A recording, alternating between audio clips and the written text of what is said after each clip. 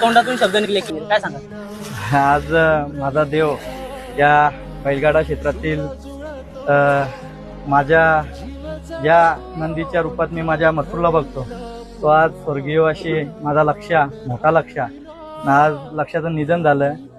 खूप दुःख वाटतंय. लक्षाला पूर्ण श्रद्धांजली आणि देवाला एकच प्रार्थना करतो का लक्षासारखा आज माझ्या दारी मला सांभाळायला माझा मथुर दिलाय त्याच्याबद्दल मी खूप आभारी आहे. आणि पुन्हा एकदा मी माझ्या पूर्ण मथुर फॅमिली असेल माझ्या मथुरच्या वतीने पुन्हा एकदा लक्षाला श्रद्धांजली देतो.